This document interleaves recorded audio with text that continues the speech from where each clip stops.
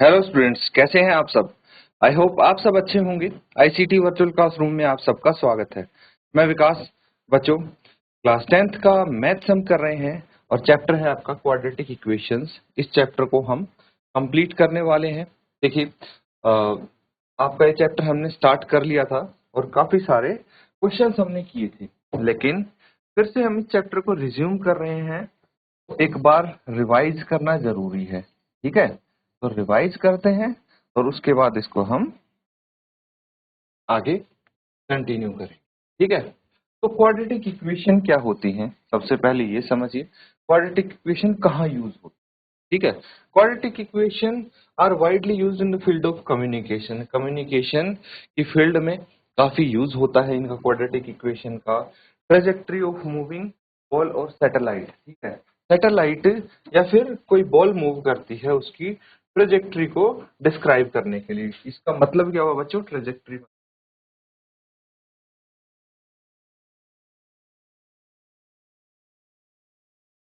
और ऐसे जाके गिरेगी, ठीक है। तो ये इसकी ट्रेजेक्ट्री हो गई। या they are used to determine the height of the thrown object. तो कोई ऑब्जेक्ट हमने थ्रो किया है, तो इसकी ये हम यहाँ पे बता सकते हैं with help of quadratic. And many more situations में ये यूज होता है। प्रैक्टिकल सिचुएशंस आप यहाँ पे डिस्कस करेंगे। तो इसके बाद देखिए, और हम यहाँ पे क्या समझने वाले हैं, क्या सीखने वाले हैं। क्वाड्रेटिक इक्वेशन होती क्या है, एक वेरिएबल लेते हैं हम, वेरिएबल लेते हैं एक्स, और उसकी हेल्प से हम एक इक्वेशन फॉर्म करते हैं। यहाँ पे आप देख सकते हैं ये एक इक्वेशन है, a x square plus b x plus c. तो इसको हम क्वाड्रेटिक इक्वेशन बोलेंगे, जहां पे ए बी सी क्या है, वास्तविक संख्याएं हैं, रियल नंबर्स हैं। और इसको जो a x square plus b x plus c equals to zero है, इसको हम standard form of quadratic equation बोलेंगे। क्या बोलेंगे, क्वाड्रेटिक इक्वेशन का स्टैंडर्ड फॉर्म बोलेंगे। इसमें बस एक कंडीशन ये है कि जो ए है आपका वो जीरो नहीं हो सकता, वो जीरो नहीं होना चाहिए। समझ में आ गया। तो अब कुछ क्वेश्चंस आपने किए थे इसके आधार पे कि अगर आपको पता करना हो कि कोई भी इक्वेशन क्वाड्रेटिक इक्वेशन है या नहीं है, कैसे पता करेंगे। तो उसको हम पहले स्टैंडर्ड फॉर्म, जो ये फॉर्म है, इसमें लाने की कोशिश करेंगे। और इसके बाद हमें पता लग जाएगा कि अगर वो स्टैंडर्ड फॉर्म में आ गई, मतलब a x square plus b x plus c equals to zero इस फॉर्म में आ गई, तो वो क्वाड्रेटिक इक्वेशन है, अदरवाइज नहीं है। समझ में आ रहा है। चलो, बहुत अच्छे। जिस तरह से ये चेक की हमने, कैसे की चेक, यहाँ पे ऐसे दिया हुआ है, तो इसको हम स्टैंडर्ड फॉर्म में लेके आए। ये स्टैंडर्ड फॉर्म में आ गया, x square plus seven equals to zero. अब यहाँ पे ए कितना है, वन है, बी नहीं दिया है, सी सेवन है, तो बी जीरो रहा होगा। बी जीरो से कोई फर्क नहीं पड़ता, बस ए जीरो नहीं होना चाहिए। तो ये एक स्टैंडर्ड फॉर्म, अगर हम इससे कंपेयर करेंगे तो ये इस फॉर्म में आ गया है। तो हम इसको बोल सकते हैं this is a quadratic equation. समझ में आ रहा है। बिल्कुल इस तरह से और भी आप इक्वेशंस यहाँ पे चेक कर सकते हैं। अब कुछ प्रैक्टिकल एग्जांपल्स हैं जो आप यहाँ पे कर सकते हैं, समझ सकते हैं। तो उससे पहले एक क्वेश्चन आप नोट कीजिए। एग्जांपल है ये, the product of to consecutive positive integers is 420। देखिए, दो लगातार पॉजिटिव इंटीजर हैं जिनका प्रोडक्ट 420 है। Form the equation satisfying this scenario. आपको सॉल्व नहीं करना, सिर्फ एक इक्वेशन बनाना है जो इस सिचुएशन को, इस सिनेरियो को सेटिस्फाई करे। तो चलिए फटाफट नोट करके और इसकी एक इक्वेशन आप बनाने की कोशिश करेंगे।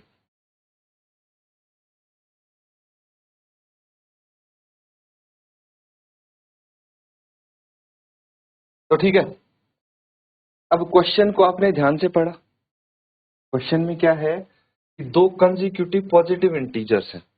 अब हमें नहीं पता कि वो पॉजिटिव इंटीजर्स क्या है जो कंसेक्यूटिव है। कंसेक्यूटिव का मतलब पता है आपको।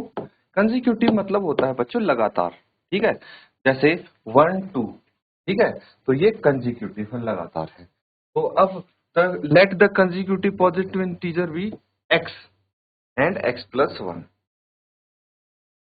ठीक है। तो जो आपके कंसेक्यूटिव पॉजिटिव इंटीजर है, हमें नहीं पता क्या है, तो उसको हम एक्स मान लेंगे। ठीक है, एक इंटीजर को अगर x मान लिया तो दूसरा क्या होगा, फिर उससे एक बड़ा होगा, यानी x+1, या फिर एक छोटा हो सकता है, x-1 भी आप बोल सकते थे। तो यहाँ पे हमने दो कंसेक्यूटिव इंटीजर मान लिए हैं।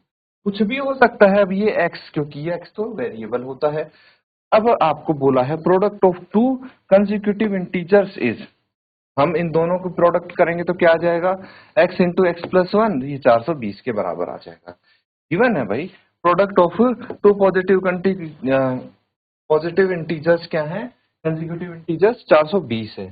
तो मैं इनको 420 के बराबर लिख सकता हूं। अब आगे सॉल्व करेंगे तो ब्रैकेट ओपन कीजिए, x square plus x equals to 420, 420 को लेफ्ट साइड लेके आ जाइए तो ये एक इक्वेशन बन गई आपकी, है ना। तो ये कैसी इक्वेशन है, क्वाड्रेटिक इक्वेशन है। इसको अगर आप स्टैंडर्ड फॉर्म से कंपेयर करेंगे, कौन सी standard form, a x square plus b x plus c equals to 0, तो यहाँ पे ये इसी फॉर्म में आपको दिखेगी, दैट इज क्वाड्रेटिक इक्वेशन। ठीक है, तो यही आपको यहाँ पे चेक करना है कि ये है is the required quadratic equation and the two integers satisfying this equation. ठीक है, क्वाड्रेटिक इक्वेशन। अब हम अगला क्वेश्चन करने वाले हैं। नेक्स्ट क्वेश्चन क्या है ये देखिए। एग्जाम्पल है, अ train travels distance of 480 kilometre at a uniform speed. इसको हम बाद में करेंगे, ये आपने नोट कर लिया ना। अब देखिए कुछ क्वेश्चन यहां से हम चेक करते हैं।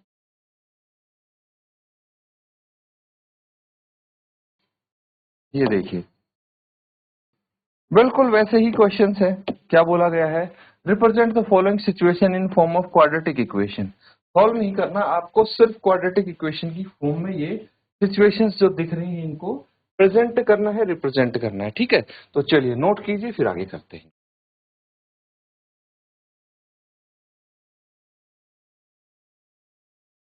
ठीक है, नोट कर लिया है। चलिए अब इसको सॉल्व करेंगे। तो सबसे पहले आप ये देखिए, अगर फर्स्ट पार्ट आपको गिवन है, क्या बोला है, the area of rectangular plot is 528 metre square. तो एक प्लॉट है जिसका क्षेत्रफल आपको 528 मीटर स्क्वायर दिया है। अब अगर एक रेक्टेंगुलर प्लॉट है तो कुछ लंबाई होगी कुछ चौड़ाई होगी, है ना। तो रेक्टेंगुलर प्लॉट में क्या होता है, लंबाई और चौड़ाई। The length of plot in metres is one more than twice its breadth. तो यहाँ पे कुछ आपको कंडीशन सिचुएशन दी गई है, इसको ध्यान से समझेंगे। आपको लंबाई दी गई है, जो इसकी चौड़ाई होगी ना, चौड़ाई के 2 गुना से एक अधिक दी गई है।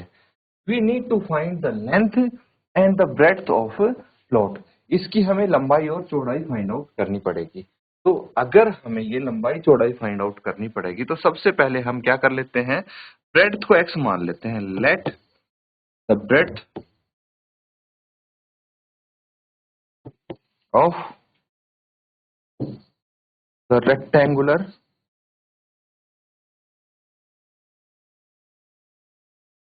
प्लॉट, रेक्टेंगुलर प्लॉट की ब्रेड्थ हमने x मीटर मान ली, तो लेंथ क्या हो जाएगी, and the length of the rectangular plot, इसकी लेंथ हो जाएगी बच्चों, जो ब्रेड्थ है उसके 2 गुना, यानी 2x। अगर लेंथ है ब्रेड्थ x है तो लेंथ 2x में एक जोड़ देंगे तो ये आ जाएगी इसकी ब्रेड्थ। ठीक है, लेंथ और ब्रेड्थ पता लग गई। अब क्या बोला गया है, अकॉर्डिंग टू क्वेश्चन, क्वेश्चन में दिया गया है आपको, क्या दिया गया है कि जो इसका एरिया है वो क्या हो जाएगा, 528 मीटर स्क्वायर, यानी लेंथ इंटू ब्रेड्थ, यही तो होता है एरिया का फॉर्मूला, इज इक्वल टू 528।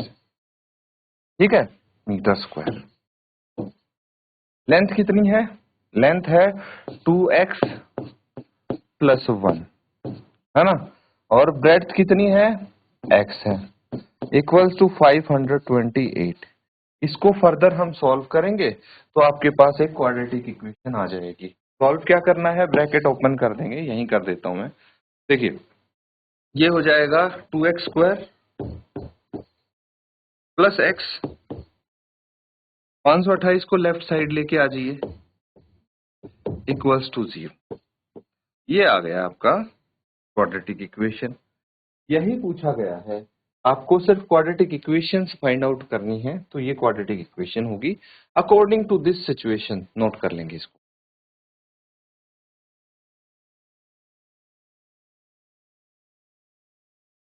ठीक है, नोट कर दिया है। नेक्स्ट देखिए, अगला क्वेश्चन है, सेकंड पार्ट इसका, इसको पढ़िए। The product of to consecutive positive integers is 306। तो इस टाइप का क्वेश्चन सभी देखा था हमने ना।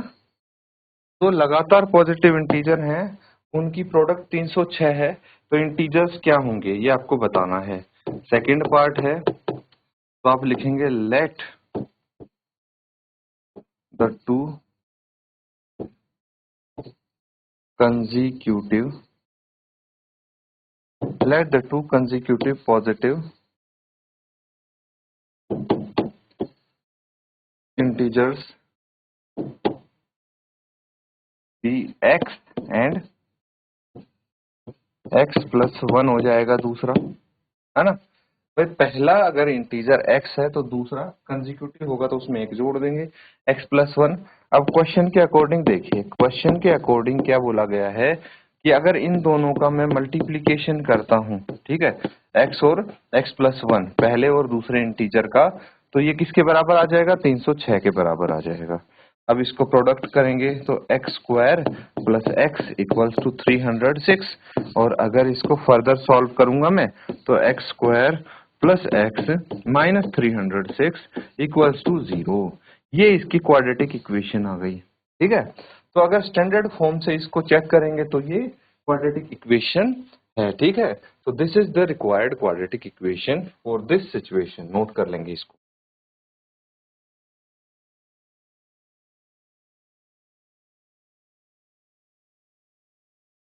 ठीक है। नोट कर लिया सबने, चलिए आगे कुछ क्वेश्चन और देख लेते हैं। यहाँ पे आपको दिया है लेट, ये रोहन्स मदर एज आपको बताई गई है। Rohan's mother age 26 years older than him, कि रोहन की मदर रोहन से 26 साल बड़ी है। The product of their edges in years is 3 years from now will be 360. We would like to find Rohan's present age।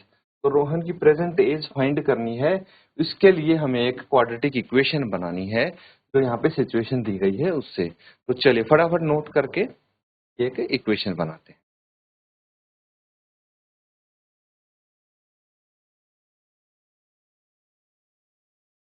चलिए इसको हम सॉल्व करेंगे। तो देखिए ऐसी सिचुएशंस में, कंडीशंस में कई बार बच्चे कंफ्यूज हो जाते हैं कि हमें जो वेरिएबल एक्स है वो क्या कैसे लेट करेंगे, हमें पता क्या लगेगा कि किसको हमें एक्स मानना है, किसकी एज को एक्स मानना है। तो जनरली हम क्या करते हैं, जो आपसे पूछा जाए फाइंड रोहन्स प्रेजेंट एज, उसको एक्स मान लीजिए, ठीक है। तो रोहन की प्रेजेंट एज को एक्स मान लेंगे। थर्ड पार्ट है ना ये, let present age of Rohan, Rohan की प्रेजेंट एज को हमने मान लिया एक्स ईयर्स, ठीक है। And the present age of Rohan's mother, Rohan's mother की प्रेजेंट एज क्या हो जाएगी, ये बोला गया है कि Rohan's mother is 26 years older than, यानी एक्स प्लस 26 ईयर्स, ठीक है। तो रोहन की मदर अगर रोहन से 26 साल बड़ी है तो उसकी एज में 26 ऐड करना है, सिंपल है। अब आपको ये बोला गया है, कंडीशन दी है, लेकिन वो कंडीशन दी है एजेस की 3 इयर्स फ्रॉम नाउ, ठीक है, 3 साल बाद, ठीक है, 3 साल बाद के लिए वो कंडीशन दी है। तो हमें दोनों की एज निकालनी पड़ेगी, एजेस आफ्टर 3 years। 3 साल बाद एज क्या होगी, रोहन की क्या होगी एज, रोहन की हो जाएगी x+3, यही होनी चाहिए। एंड रोहन्स मदर, इसकी एज क्या होगी, रोहन्स मदर, ये हो जाएगी बच्चों x+23 है उसकी अभी प्रेजेंट एज, और उसमें अगर 3 जोड़ दें तो ये आ जाएगी x+29 ईयर्स। ठीक है, 3 साल बाद रोहन की एज ये है, रोहन की मदर की है। अब इनको हम यहाँ पे सॉल्व करने वाले हैं। चलिए फटाफट नोट कीजिए, फिर आगे करते हैं।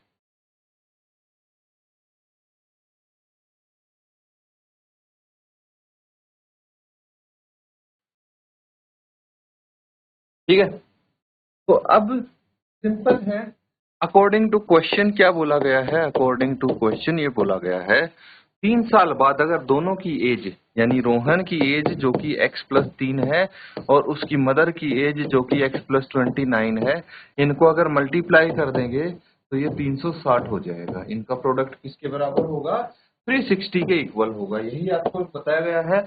तो हमने जो क्वेश्चन में स्टेटमेंट दी है उसको हमने यहाँ पे लिख दिया है। अब इसको अगर सॉल्व करेंगे, ब्रैकेट ओपन कीजिए, तो ये x से x को मल्टीप्लाई करेंगे, x² + 29x plus 3 into x 3x plus 29, 29 into 3 कितना होता है, 29 इंटू 3 होता है 87 इक्वल्स टू 360। तो देखिए यहाँ पे 29 इंटू 3 डायरेक्टली मैंने 87 लिखा है।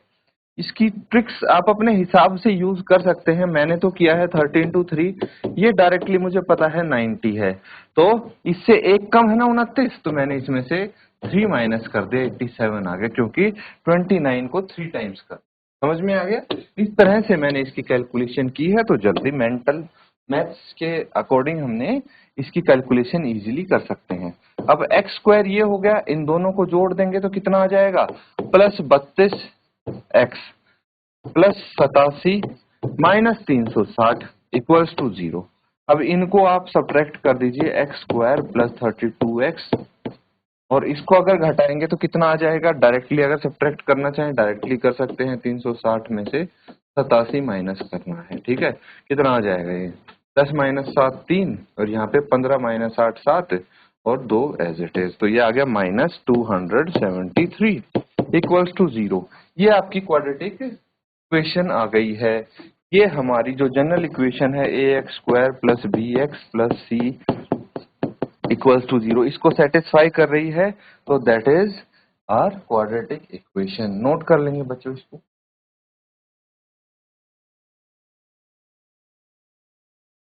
तो बच्चों यहाँ पे हमने कुछ क्वेश्चंस प्रैक्टिस किए हैं इस चैप्टर से रिलेटेड, इस टॉपिक से रिलेटेड। उम्मीद करता हूँ अच्छे से आप इनको नोट डाउन कर रहे हैं। इसी के साथ आज का सेशन एंड करते हैं। Thank you and have a nice day.